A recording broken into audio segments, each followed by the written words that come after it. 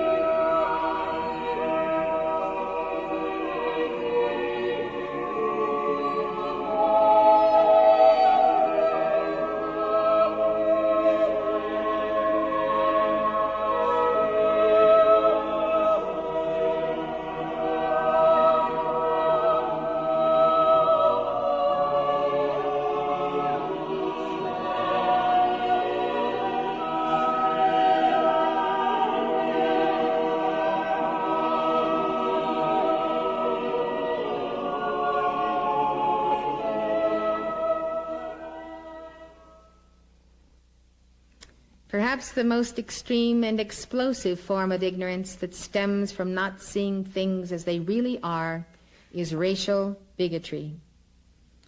Prejudice, wrote William Hazlitt, is the child of ignorance.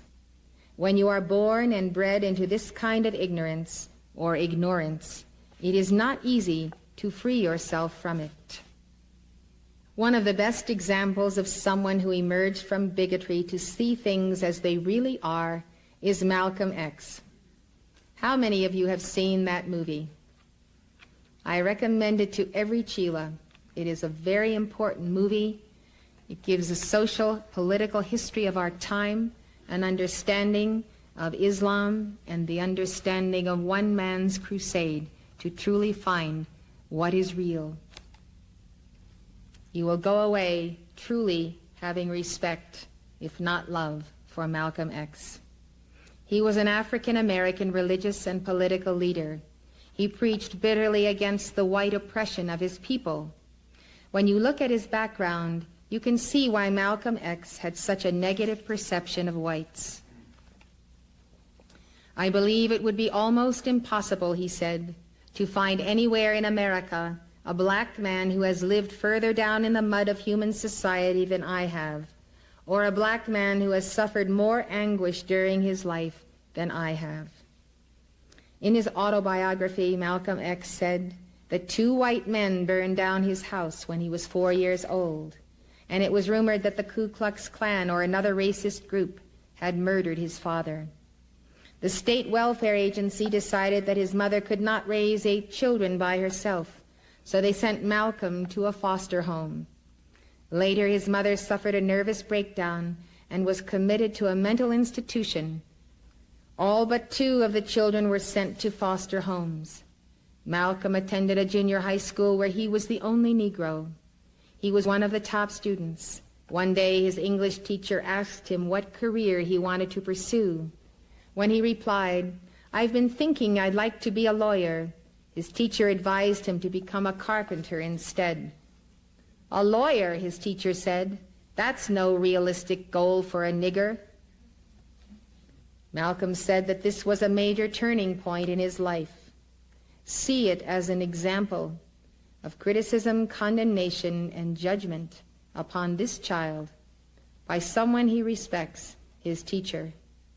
The condemnation comes upon him, and he never pursues the goal. Instead, he realized that no matter how good he was, he would never be good enough to make it in a white society. Malcolm left school after the 8th grade and began hanging out in the streets.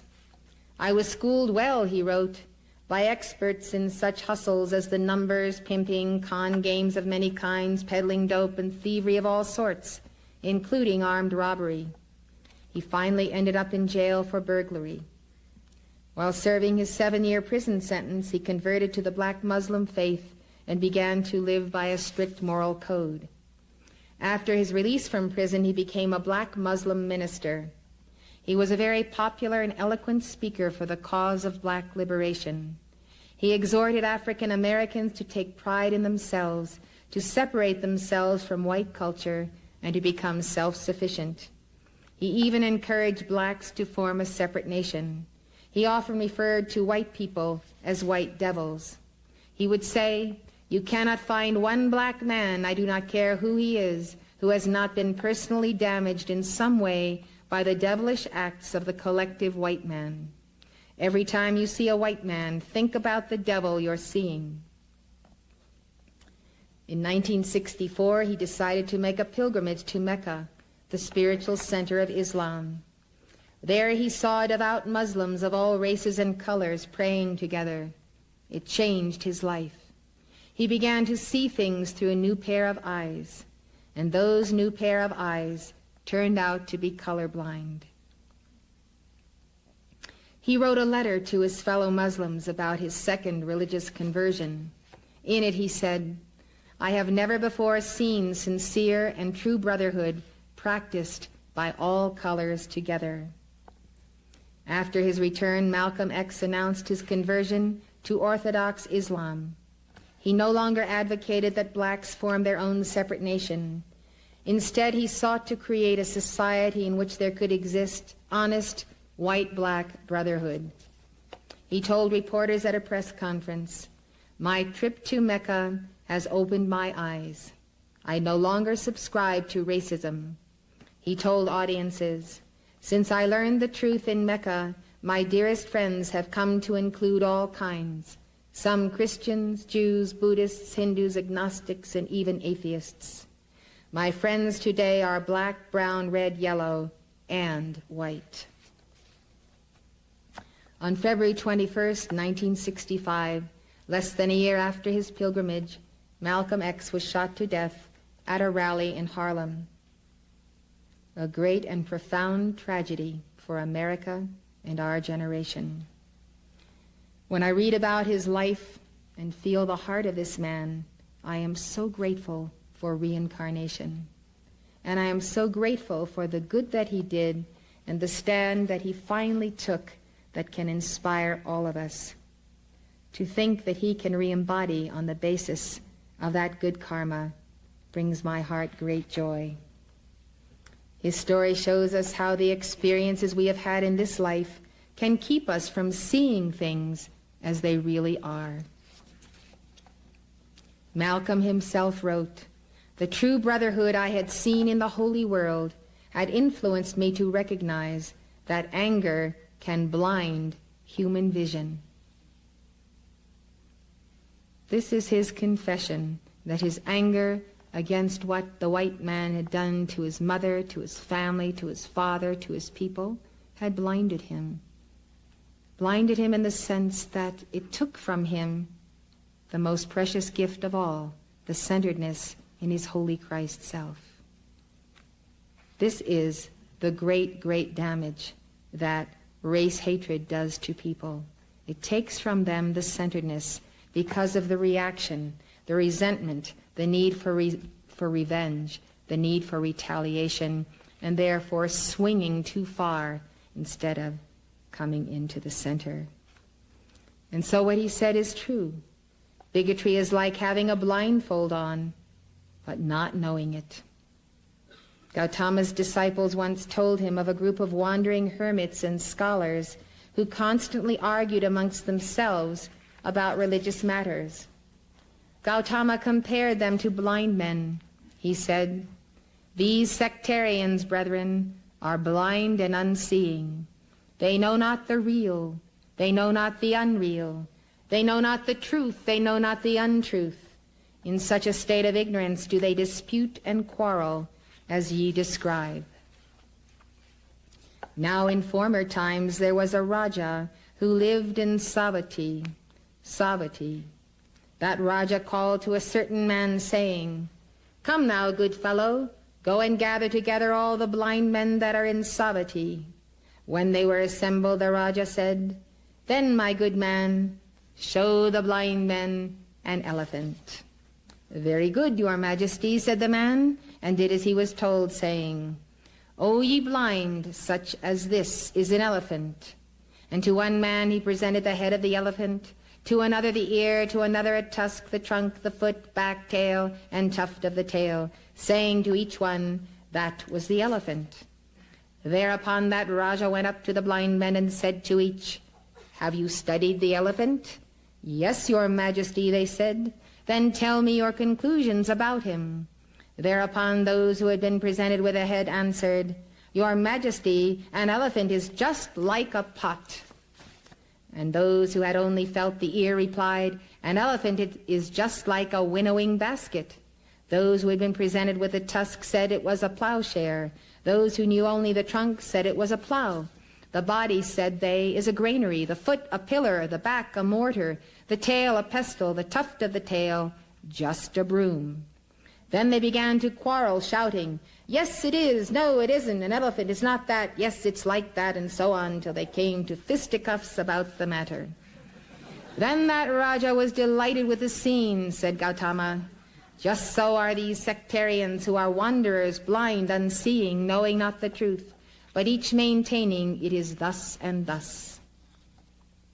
Commenting on the same story, Ramakrishna concluded, "A man who has seen only one aspect of God limits God to that alone. It is his conviction that God cannot be anything else." Is that not the problem of all of the many religions and sects we find in America today? Someone gets a vision of God and they say, "This is God, all must worship him this way." Ramakrishna said, "The truth is that with sincerity and earnestness, one can realize God through all religions." Like the blind men touching the elephant, everyone's view of the truth depends on their perspective. How many times are we convinced that we are absolutely right about something until we move a little to the right or to the left and change our perspective? I can tell you, I have seen the blind men and the elephant firsthand. In the Paradise Valley in Montana, the members of my church, Church Universal and Triumphant, and I are the elephant. And the blind men are all the people who tell their version of what the church is and what it isn't. Just as in Gautama's story, each of the blind men have touched only one part of the elephant, and some who present themselves as experts have not touched the elephant at all. But each one has his own elephant tale to tell, and here are some examples. Blind man number 1 says, Elizabeth Clare Prophet and members of Church Universal and Triumphant are not Christian. False.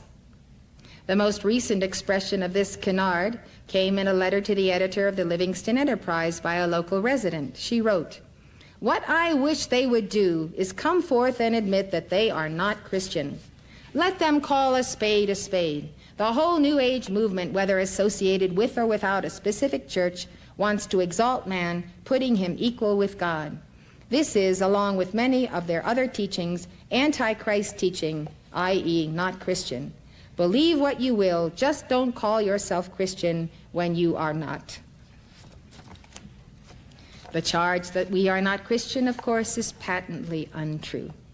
As anyone who has familiarized himself with the tenets and teachings of our church knows, I accept Jesus Christ as my personal Lord and Savior, as do members of my church. How much more Christian can you get? We do not exalt man and make him equal to God. We believe that we should strive to become one with God. What this woman has said is what pastors across the land are feeding their congregations, feeding them with fear of those who say they are Christian but are not. And so these who are members of the congregation take what is fed to them by their pastors, and they walk in fear, and they walk in condemnation and judgment of others as a result of it. The teaching on this comes right out of the Bible. John said, "Now are we the sons of God, and it doth not yet appear what we shall be, but we know that when he shall appear we shall be like him, for we shall see him as he is." And so it is not that we are making ourselves equal with God, but we accept what the Bible says, that we are the sons of God. Jesus told us to be perfect. Be therefore perfect, even as your Father which is in heaven is perfect. And he also promised his disciples, "If a man love me, he will keep my words, and my Father will love him, and we will come unto him and make our abode with him." This oneness with God then does surely make us the vessel for that God manifestation and that flame. Blind man number 2 says, Church Universal and Triumphant is a cult, and Elizabeth Clare Prophet practices brainwashing. False. The people who call us a cult often have different definitions of a cult, but their basic accusation has 3 parts. Cults are not legitimate religions. Cults knowingly use deception to recruit members, and cults keep members against their will by coercive persuasion or brainwashing. In the case of Church Universal and Triumphant, we are upfront about what we believe. We do not deceive people. We have nothing to hide. No one is being held here against their will. The gate is open, free for you to enter, free for you to exit. In fact, according to the scientific community, there is no such thing as brainwashing as the term has been applied to religious organizations like our church. Dr. Margaret Singer, a psychologist, Dr. Richard Offshee, a sociologist, are the leading proponents of the brainwashing theory as they apply it to so-called cults. They go around testifying as expert witnesses in court, but the real experts in the scientific community now regard their theories as pseudo-scientific. More and more they are not allowed to testify in court as experts on mind control because, as Judge D. Lowell Jensen wrote, their ideas are not generally accepted within the scientific community. It is impossible for this organization to manifest an attitude of brainwashing or of control by the leader, because it is entirely contrary to our religious conviction that each man must walk under his own vine and fig tree, under his own holy Christ self and I am presence, and become that individualization of the God flame by applying the laws of the ages and the great teachings that come out of the East and out of our Bible. Blind man number 3 says, Mrs. Prophet anticipated and predicted the imminent end of the world. False. I always tell people when repudiating this that Nostradamus has prophesied in his quatrains well beyond the year 3000. I do not believe in the imminent end of the world. I never predicted the apocalypse or the end of the world. The press transformed my warnings of a possible nuclear war into predictions of the end of the world. The so-called end of the world predictions were the product of inaccurate and sensationalistic reporting. The University of Washington newspaper, The Daily, was one of the few papers to recognize this. Its reporter, who came here to examine the elephant for himself, observed, "The major factual error that most national publications ran is that the church said the world was going to end on Monday, April 23rd. Church members never made this proclamation. This statement was originally printed in one publication and was repeated many times over. In 1986, I warned of a possible nuclear war sometime in the future and recommended that all Americans protect themselves by building fallout shelters. In 1989, I said that the 12-year period beginning April 23, 1990, would bring increasing returning negative karma and the likelihood of war, economic collapse, famine, and earth changes. Since that time, we've seen the war in the Middle East, the war in Yugoslavia, and we have seen famine, which we are dealing with finally, and we've seen any number of earth changes. We've seen economic collapse. We've seen the collapse of banking houses, of insurance companies, and businesses in this nation and around the world, reaching as far away as Japan. We built a shelter for our staff, and many of the members of my church have built fallout shelters too. A fallout shelter is the only real form of insurance in the event of a nuclear incident. Can you imagine after a nuclear war that your insurance agent is going to come and present you with a check to pay for the damage? We face all kinds of nuclear threats, from a Chernobyl-like accident or nuclear terrorism by a Gaddafi or a Saddam Hussein to an accidental launch or a full-scale nuclear war. So much for that. We wish that all Americans had some form of shelter, and a very inexpensive shelter can be built to protect people in the first 2 to 6 weeks, when the danger is so great of death because of fallout. Blind man number 4 says, "Prophet calls herself Mother of the Universe. She is worshipped by her followers." False. This is a complete fabrication. I have never referred to myself as the Mother of the Universe. Members of my church refer to me as Mother, just as they would a Mother Superior in a convent. And this is only because of my devotion to the flame of God as Mother. In the Keepers of the Flame fraternity, I hold the office that Saint Germain set up, which is called Mother of the Flame. It was occupied previously by Clara Louise Kinninger, who made her ascension. I do not teach anyone to, quote, worship me. The members of my church consider me to be their sister, their friend, and perhaps their teacher. We have a profound love for one another. They respect me, but they do not worship me. In the life of Saint Isa, an ancient text recorded by Buddhist historians, Jesus is quoted as having said, "Respect woman, for she is the mother of the universe. She gives birth to you. Bless her and worship her, for she is your one friend, your one support on earth." Thus Jesus has declared that all women, all souls who embody in the feminine incarnation, are called upon to embody the Mother of the Universe. Blind man number 5 says, "Church Universal and Triumphant is a big-time developer that is ruining the pristine environment next to Yellowstone Park." False.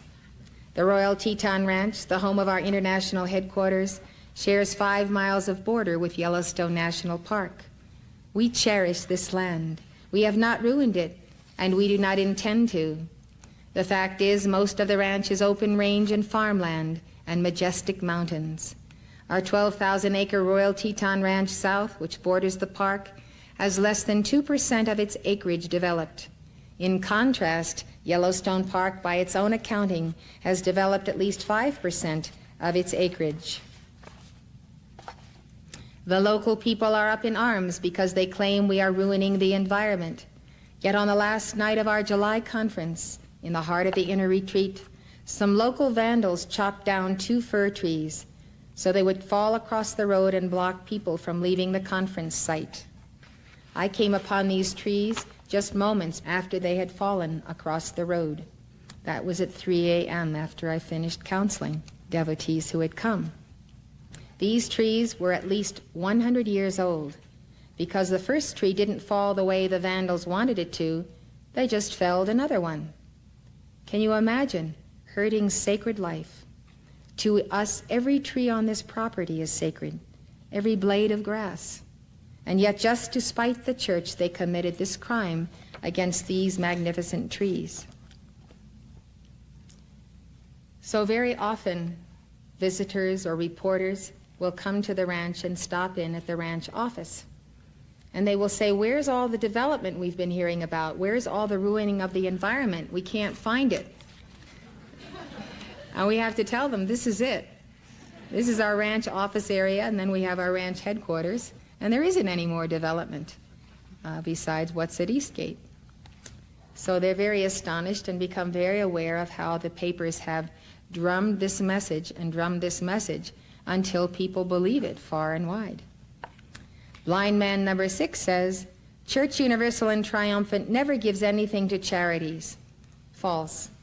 This very year we donated over 400 pounds of frozen turkeys grown on our ranch, 2,250 pounds of vegetables to the food banks in Livingston and Bozeman to help feed needy people in Park and Gallatin counties. In the last 5 years we have donated $25,000 to the local Park County Hospital to keep it operational. So these are just a few of the elephant tales rumored about us. Many of these rumors have found their way into the press, and many reporters have copied the false reports without checking the facts with us. It is a case of the blind leading the blind.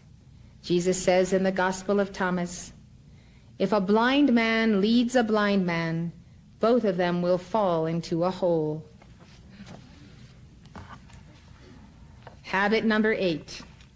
In order to break the habit of ignorance, invoke the violet flame to consume unconscious anger as the source of ignorance.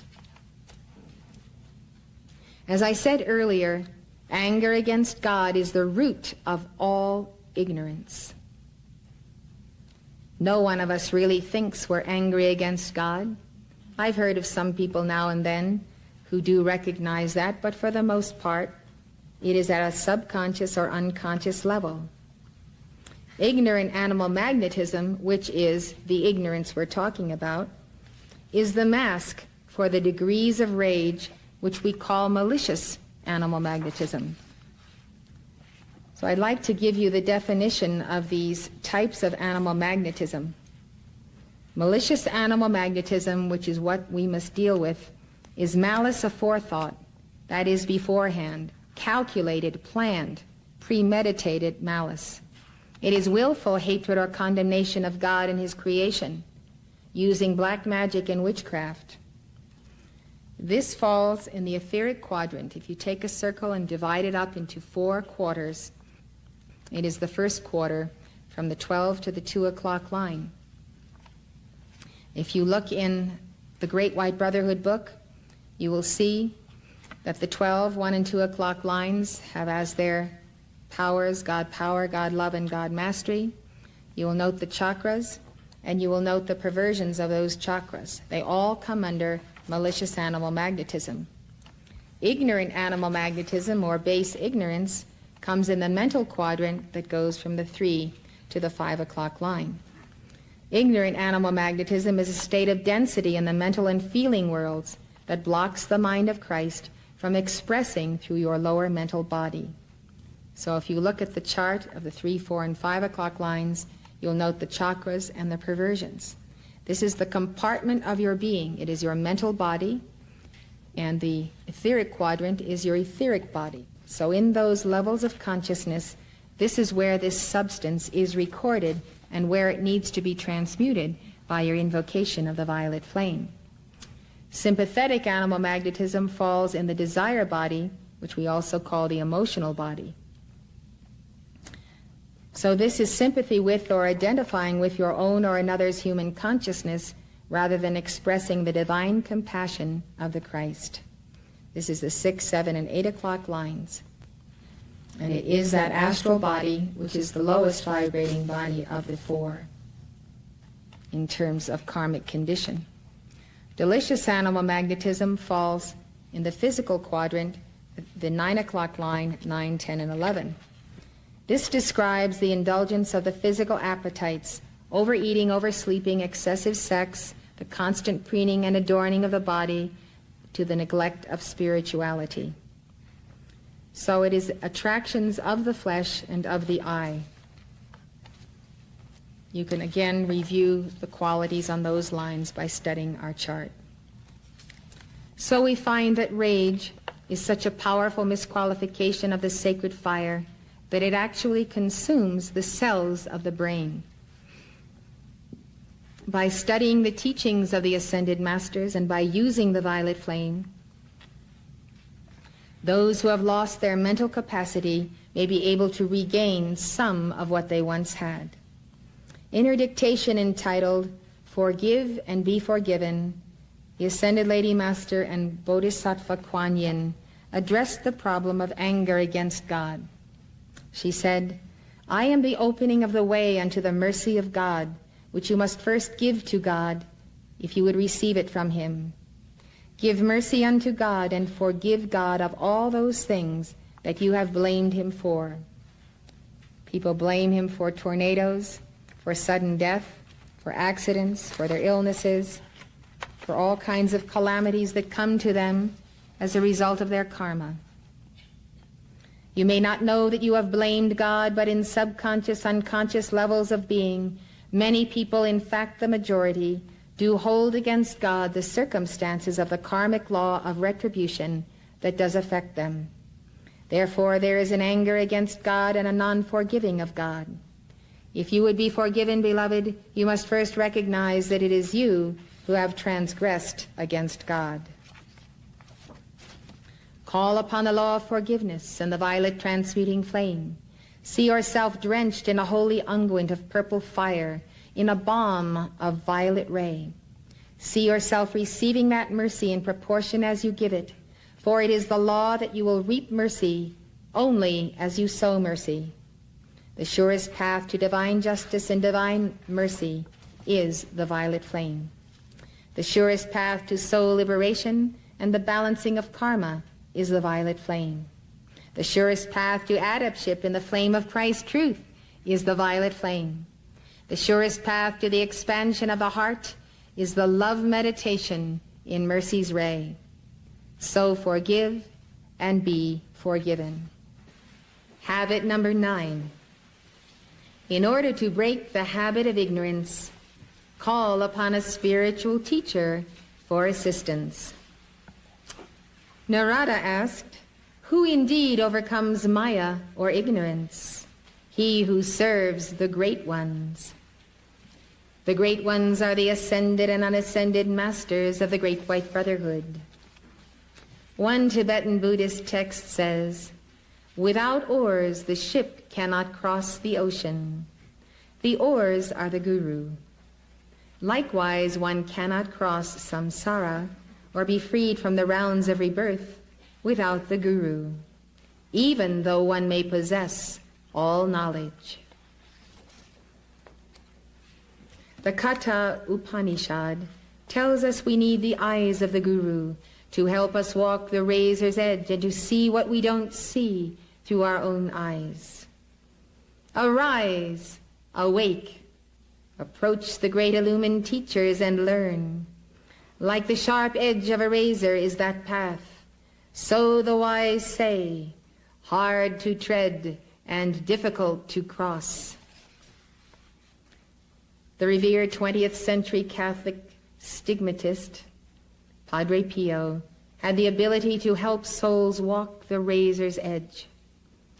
Like a guru in the Eastern tradition, he was able to wake up people to their true state of ignorance and turn souls back to God. Father Alberto d'Appolito tells this story of a blind man who was converted by what he called Padre Pio's loving rudeness. A priest from the region of Salento told Father Alberto, "Father Alberto, there will come to you a blind man of my parish who had gone to San Giovanni Rotondo for confession. But Padre Pio, upon seeing him, without allowing him to come close, shouted, 'You filthy person, go away!' I think that Padre Pio was too harsh with him. Father Alberto said, 'I cannot say anything, for I do not know the reason for such severity. He certainly must have had his reasons. When I meet this blind person, I will question him.' In fact, one morning after Mass, a few days after my arrival in that town, a blind man accompanied by a little girl came to me and said, 'Do you know Padre Pio well?' At my affirmative reply, he added, 'Would you say he is a saint?' 'No,' I replied. 'In order to be a saint, he must first die, and then after a rigorous process, he must be canonized by the Church.'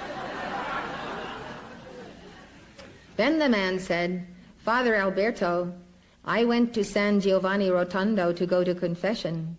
I was about to approach the confessional when Padre Pio, seeing me, shouted, 'You filthy person, go away!' Offended and angry, I went away swearing, if he were a saint, he would not receive sinners in this manner.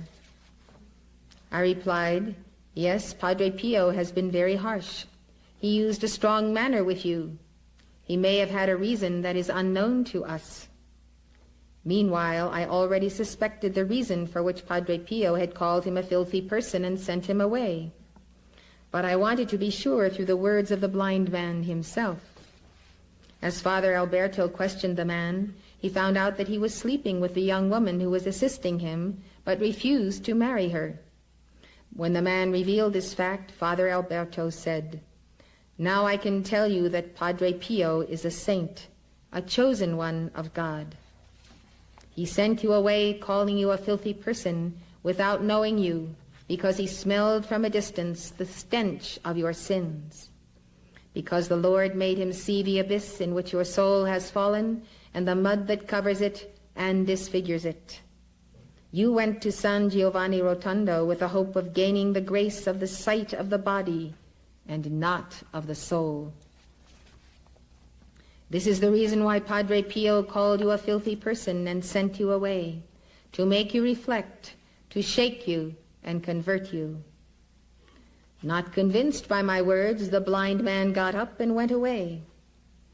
But after a few days he returned, and approaching the confessional where I was, he said to me, 'Father, I need to speak to you.' Without making him wait, I left the confessional and went with him behind the main altar. Sitting down, he said to me, 'Father, I have meditated for a long time on your words. Yes, what you told me last time was true. I had gone to Padre Pio with the hope of receiving the miracle of my sight, and not to change my life. Padre Pio was right in calling me a filthy person, for I have always been one. I too am convinced that Padre Pio is a saint. The young woman who assists me and I have decided to get married as soon as possible. Now I beg of you to hear the confession of my sins and to reconcile me with God. As soon as our situation is rectified, we will go to San Giovanni Rotondo to thank Padre Pio for this great grace obtained from God with his prayers and his loving rudeness.'"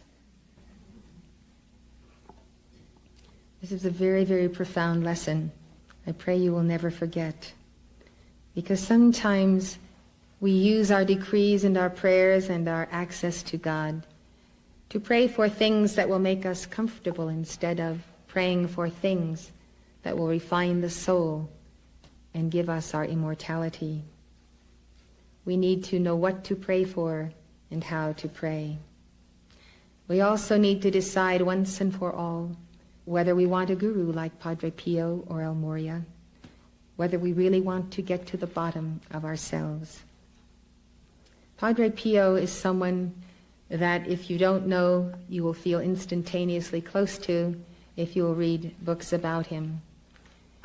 He's one of these individuals that is very much like El Moria, very much in the heart of the Holy Spirit, very direct, very fiery. He could be seen here and there around the world.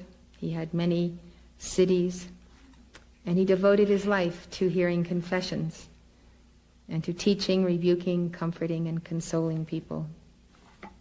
So I suggest you do read about him. A very, very precious soul. There are people who do not see their sins. On the other hand, we see another end of the spectrum. They are those who in their ignorance keep revolving and focusing on their past sins, even after they have reformed their lives. Somehow they have not let go of the guilt. Along these lines, Father Alberto tells the story of Giovanna Rizzani and how Padre Pio dealt with her. Every morning, Giovanna would attend Mass and receive the sacramental Jesus in her heart. Delicate of conscience, she would confess frequently. Against the will of Padre Pio, she would repeat in every confession the usual defects and sins already confessed so many other times. One day Padre Pio said to her, "If you do not stop this constant repetition of the same sins, I will come to you wherever you are and give you a slap which you will remember for the rest of your life." She promised she would no longer confess them, but they were empty promises. Finding herself in Naples for reasons of her husband's work, one morning Giovanna went to the Church of the Missionary Fathers of the Sacred Heart for confession. At the end of the confession, forgetting the promise made to Padre Pio, she accused herself of the usual sins already confessed many times before. After absolution, she went before the Blessed Sacrament to fulfill her penance. As she was praying, she received from an invisible hand such a loud slap that it was heard in the entire church. The confessor, hearing the slap, put his head out of the confessional to see what had happened. But he was reassured when he saw no one else but the penitent on her knees before the Blessed Sacrament. When Giovanna returned to Padre Pio, she said, "Padre, you kept your promise. How powerful and painful that slap was. I will never forget it." Padre Pio said, "If you do not stop always accusing yourself of the same faults, you will receive another slap, more powerful than the one you received." From then on, the penitent did not dare to repeat the sins already confessed. Not all of us have the advantage of getting a physical slap from our guru, but the Ascended Masters and our Holy Christ Self are closely tutoring us in just the same way, if we will take the time to listen and heed them. As the blind man and Giovanna realized, it sometimes takes the loving rudeness of the Guru to shake us to our senses. As Archbishop Sheen once wrote, "God is the great disturber." Speaking of the disturber, I have 3 little grandsons in descending order, and the littlest one is the destroyer, whom the 2 older ones fear, because he comes along and breaks down all of their wonderful castles they've built and all of the things that they're building. So I decided to call the 3 of them Brahma, Vishnu, and Shiva.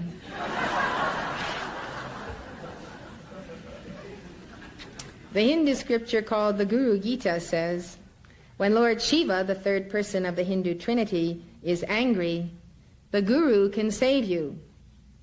But when the Guru is angry, nobody can save you. When the Guru focuses the laser beam of his rebuke upon you, he does it to evoke change. When the Guru is angry with you, there is nowhere else to go for help. You have no other choice but to change your filthy ways, as Padre Pio would have it. Who then are the special masters of illumination to whom you can appeal for assistance in overcoming momentums of ignorance? Today I would like to acquaint you with 4 of these masters. One of them is the Ascended Master Kuthumi, the other is Sarasvati, another is Manjushri, and the 4th is Sanat Kumara. As you know, the Ascended Master Kuthumi was embodied as St. Francis. In his last embodiment, he was the 19th century Kashmiri Brahmin, Kuthumi Lal Singh, also called K.H. In 1875, he founded with Almoria the Theosophical Society. Today, the Ascended Master Kuthumi is head of the Brothers and Sisters of the Golden Robe, an order of ascended and unascended beings dedicated to the illumination of humanity. Kuthumi is also in charge of the Etheric Temple of Illumination in Kashmir. He serves with Jesus in the office of World Teacher. On January 27, 1985, Kuthumi announced an important dispensation that every one of you can take advantage of. He said, "I come, the joyful student, to announce to you the most precious dispensation which comes from Maitreya, placed upon me by him with all diligence and the same concern for the step-up of your lives. This dispensation is my assignment to work with each one of you individually for your physical health and for the healing of the components of your psychology, that we might swiftly get to the very cause and core of physical as well as spiritual and emotional conditions, that there be no setbacks, no more setbacks or indulgences, and surely not 2 steps forward and 1 step back. Thus from this hour, if you will call to me and make a determination in your heart to transcend the former self, I will tutor you both through your own heart and any messenger I may send your way. I come in many guises." Don't ignore the ant or the ant-eater. Kuthumi has told us that the great sage Manjushri, who serves with Maitreya, is one to whom you can appeal, in addition to appealing to ourselves, the world teachers, for the expanding of the capacity of the mind to retain the wisdom of God and to apply it in the hour of greatest need. So you see, beloved, Kuthumi's portrait or painting that hangs to my right, and you know that there are a number of books you can read published by the Theosophical Society, which we also sell and can get for you. Chiefly, one of the best books you can read to get to the heart of Kuthumi, which also combines with Almoria, is the Mahatma Letters. It is the letters from the Masters K.H. and Almoria, the Master M, letters they wrote just before they were ascended. And they contain very fine teaching on the path of Chilaship. In Buddhism, Manjushri is a masterful divine being who embodies God's wisdom and dispels ignorance. This is a very precious statue of Manjushri. He has the wisdom of the law and the mighty sword with which he defeats and dispels ignorance.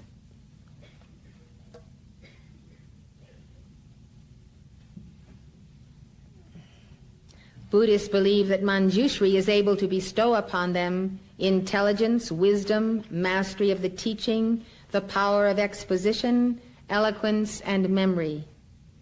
Talents and qualities we all need. We not only believe it, we know that it is absolutely true that this Buddha, who prefers to be known as a bodhisattva, can bestow all of these qualities upon us, and we can give his mantra in order to receive these qualities. In esoteric teaching, Manjushri is the Logos. The Sanskrit name Manjushri means gentle glory or sweet glory. Manjushri is also known as Manjugosa, meaning sweet-voiced one or gentle-voiced one, and as Vagishvara, Lord of speech. In Buddhist teaching, Manjushri is said to be at the highest level of the Bodhisattva path. A bodhisattva is a divine being who is destined to be a Buddha, but has vowed not to enter nirvana until all beings are saved. Manjushri is called a 10th stage bodhisattva, a 10th stage bodhisattva. As such, he is able to manifest in any form and in any situation for the benefit of other beings. Manjushri is believed to have the enlightenment of a Buddha, and at least one sutra says he was a Buddha in the past. Manjushri is said to have disciplined and trained many bodhisattvas. He is sometimes referred to as a Maha Bodhisattva. The word Maha, as you know, means great. So a Maha Bodhisattva is a great bodhisattva. In one sutra, Gautama says that he owes his status as a Buddha to Manjushri because he was once Manjushri's disciple. Innumerable Buddhas in the past have been Manjushri's disciples, says Gautama, and those who will become Buddhas in the future also owe their enlightenment to his awesome power. This is a statement by Gautama Buddha. Manjushri is revered not only as the bodhisattva of wisdom and the patron of arts and sciences, but also as the master of eloquence and the principal guardian and patron of astrologers. Writers in the arts and in science traditionally invoke Manjushri's assistance. Authors open their books with verses in his honor. Tibetan Buddhists believe that Manjushri resides in his pure land or paradise at Wu Tai Shan in northeast China, called his 5-mountain paradise. It is one of the most important places of pilgrimages for Tibetan, Mongolian, and Chinese Buddhists. According to Buddhist tradition, those whose vision and heart are pure can actually see Manjushri and his bodhisattva companions in the Pure Land. In Buddhist art, Manjushri is portrayed as a beautiful 16-year-old prince. The reason he is depicted as being eternally young is to show that acquiring wisdom does not depend on one's age or experience. Manjushri's complexion is usually a golden yellow. He often holds in his left hand the stem of a blue lotus blossom. On the blossom rests a book representing the Prajna Paramita. The Prajna Paramita are the scriptures that deal with the realization of prajna, or wisdom. With his right hand he wields a flaming sword of wisdom to vanquish all ignorance. Manjushri is said to have the power of discriminating wisdom. He can discriminate between correct and incorrect views and between beneficial and non-beneficial actions that must be taken on one's spiritual path. Manjushri's sword is also called a sword of quick detachment and the symbol of enlightened will. He uses his sword to cut through difficult problems of the law, and he presides over the law of righteousness. The 14th century Tibetan reformer and scholar Tsongkhapa once had a vision of Manjushri with his sword. Robert Thurman writes, Tsongkhapa had one vision of Manjushri that was particularly striking. The Bodhisattva's sword of wisdom extended from his heart, the tip touching Tsongkhapa's heart, and the rainbow-colored nectar of the 5 wisdoms flowed down the sword from heart to heart. In the art of Central Asia, Manjushri rides a lion. The lion represents the voice of the law and the intrepidity born of wisdom. The lion also symbolizes the beast of the selfish self that is tamed through determination and love. Sometimes Manjushri is shown with his hands in the symbolic gesture or mudra of turning the wheel of the law. This mudra symbolizes the progression of the Buddha's teaching and the destruction of all illusion and superstition. Manjushri is often depicted as part of a triad of divine beings who represent various aspects of Buddhahood. In one triad, he is with Vajrapani, who symbolizes power, and Avalokiteshvara, the masculine manifestation of the goddess Kuan Yin, who symbolizes compassion. In another triad, Manjushri is depicted to the left of Gautama Buddha, with Maitreya to Gautama's right. In this grouping, Manjushri and Maitreya represent 2 main branches of Buddhist teaching. Manjushri emphasizes the wisdom aspect, and Maitreya the compassion aspect of the teaching. Manjushri is also portrayed in what is known as his wrathful form as Yamantaka. Yamantaka means the destroyer or terminator of Yama, the Lord of Death. Yamantaka is portrayed as being ferocious because he is warding off evil forces. Sometimes he has more than one head, his main head being that of a buffalo.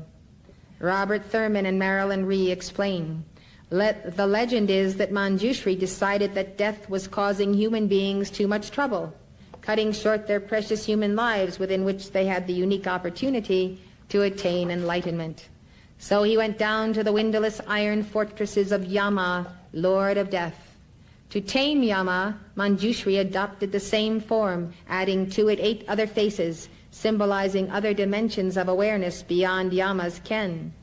Sprouting 34 arms, each holding instruments of fearsome power and knowledge, sprouting 16 legs, and assembling around himself a vast host of Buddhas and Bodhisattvas in terrific forms. To confront death, he manifested the form of death magnified to infinity. Death, a single egocentric god, was overwhelmed by the god of selflessness. Death saw himself endlessly mirrored back to himself, infinitely outnumbered by himself. Death was literally scared to death. To Buddhists, Yamantaka symbolizes wisdom's victory over ignorance, which is death. So the conclusion of this entire lecture is that ignorance is death, and that Manjushri defeats death and thereby defeats ignorance. So in other words, if you insist on remaining ignorant, you will die of your ignorance, because they are one and the same. In some representations, Yamantaka carries a knife to cut through ignorance and tramples on the things that symbolize the obstacles to enlightenment. As the great Bodhisattva of wisdom, Manjushri is beloved of students and lamas. One Tibetan Buddhist prayer given daily to Manjushri reads, "Obeisance to my Guru and Protector, Manjushri, he who has the supreme intellect, free of the clouds of the 2 veils, like the sun shedding a glorious light that is utterly pure. Manjushri, who knows all meanings whatsoever of perfect realization, holding to his heart the books of the perfection of wisdom. Those who live in the world are the prisoners of ignorance, afflicted by the darkness of suffering, looking on all beings like a mother, caring for an only child. You, Manjushri, have a voice which has 60 separate tones. Roaring like a dragon, you wake people up from the sleep of craving, shatter the shackles of karma, dispersing the darkness of ignorance. You, Manjushri, cut down the seedlings of suffering with the blade in your hand. Pure from the beginning, you have attained the 10 levels of the Bodhisattva path, O chief of the Buddha's spiritual sons, whose body is full of virtues.